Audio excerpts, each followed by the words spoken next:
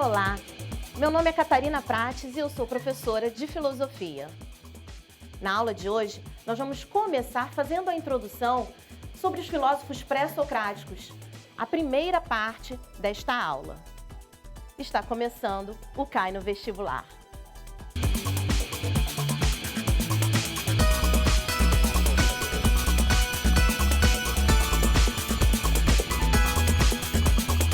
Olá, pessoal!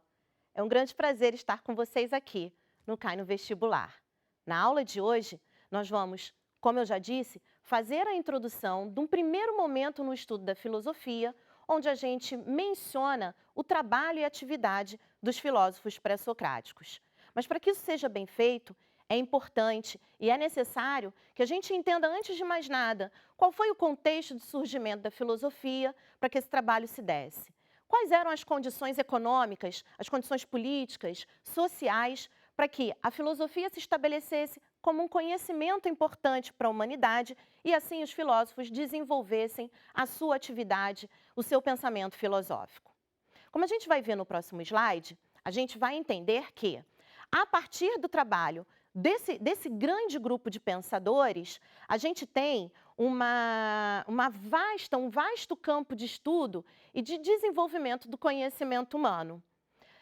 A primeira condição para o surgimento da filosofia vai estar relacionado à invenção da moeda. A invenção da moeda, ela se dá no período que na Grécia a gente chama de período arcaico, e a moeda, é bom lembrar que ela não foi inventada na Grécia, ela foi levada à Grécia, mas ela foi inventada, ela foi criada na Lídia, né, que hoje a gente chama de Turquia.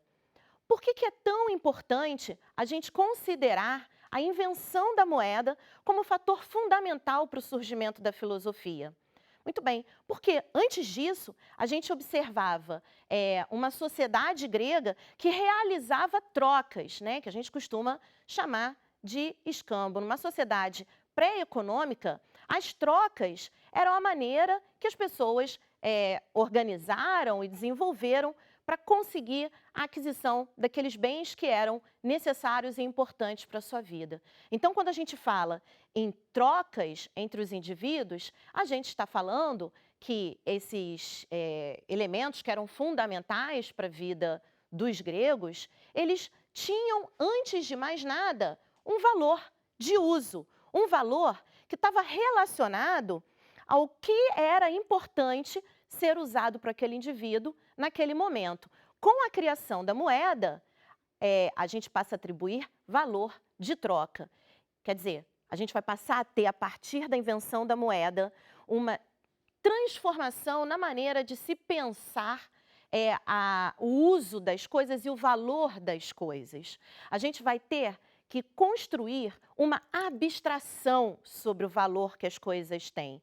Então, a gente passa a ter uma troca de algo que tem um valor abstrato, que é a moeda, por um bem material. E isso passa a exigir dos indivíduos uma mudança de comportamento no que toca à intelectualidade. Isso passa a exigir dos indivíduos um esforço intelectual bastante distinto daquilo que era realizado até então, quando as coisas eram trocadas através do escambo. A gente passa, então, para um segundo elemento importante nesse contexto de surgimento da filosofia, que a gente vê agora nesse próximo slide, que são as expansões, as viagens marítimas, a expansão marítima, né? Como é que a expansão marítima elaborada pelos gregos, feita pelos gregos, favorece esse surgimento da filosofia? Vejam só, até aquele momento, né, antes da expansão se dar, os indivíduos tinham uma visão muito restrita de mundo, onde os mitos, eles eram os grandes orientadores da conduta humana, né? As narrativas mitológicas, elas conduziam a intelectualidade também desses indivíduos. A partir do momento que a expansão marítima se dá, a partir do momento em que os indivíduos gregos ganham um mundo, vamos dizer assim, né, um mundo possível naquele momento, e conhecem novos lugares, conhecem novos povos, conhecem novas culturas, começa a haver também uma abertura nesse aspecto da intelectualidade, da racionalidade humana. Os mitos, que antes narravam terras desconhecidas, povoadas por seres mitológicos, por seres desconhecidos, passam a ser um pouco desacreditados, ou melhor, passam a ser também questionados, porque essas terras narradas nas narrativas mitológicas, descritas nessas narrativas, passam a ser terras conhecidas, habitadas por indivíduos como aqueles gregos que criavam aquelas narrativas e aquelas histórias. Muito bem. A partir de agora, a gente vai ver um terceiro elemento que também favorece, que também contribui para fazer com que a gente tenha o estabelecimento da filosofia como um pensamento válido para modelar as relações dos indivíduos na sociedade. E esse terceiro elemento que a gente vê é a criação do calendário. A gente tem aqui a imagem de um calendário grego, né, usado à época, e a criação do calendário ela faz com que os indivíduos que antes acreditavam apenas os eventos e os fatos da vida cotidiana à vontade dos deuses e ao tempo dos deuses, passem a compreender melhor esse tempo e passem a entender que pode haver um planejamento das suas vidas a partir do uso do calendário e da compreensão do tempo. Vejam bem, se antes o povo grego acreditava à vontade, ao desejo dos deuses, das divindades, a sua colheita farta ou uma colheita medíocre, em que quase não se obteve sucesso, a partir do uso do calendário, eles podem gerar uma compreensão de que fazer uma boa colheita ou não depende de um planejamento, depende da época em que se plantou, depende da época em que se colheu. O conhecimento do tempo também mexe com a racionalidade humana e abre muito mais o horizonte desses indivíduos para um pensamento lógico e racional, que é o fundamento da filosofia em si. Vamos passar para mais um elemento que contribui para esse surgimento? Muito bem. É o surgimento, na verdade, a criação da polis. A polis grega, ela é criada aos olhos dos indivíduos. E é na polis que esses indivíduos, que os cidadãos gregos, vão construir as suas vidas. Uma vida que antes era uma vida eminentemente agrícola, rural, passa a ser uma vida em que os indivíduos se reúnem nas cidades, e nas cidades a gente vai ter nas polis, nas chamadas polis, que são as cidades, as ágoras, que são as praças públicas, onde esses mesmos indivíduos vão ter a possibilidade de se reunir, vão ter a possibilidade de se juntar para discutir o futuro dessa cidade. E a discussão do futuro dessa cidade passa, sim, por um pensamento racional.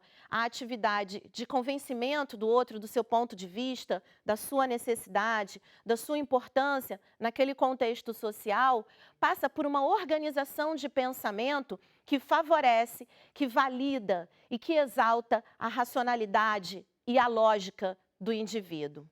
E a gente tem que falar também, como a gente vai ver nesse próximo slide que vai entrar agora, um outro aspecto que, sim, de fato, mexe e contribui para que a filosofia seja aceita entre os indivíduos gregos como uma forma válida de pensar, que é a escravidão.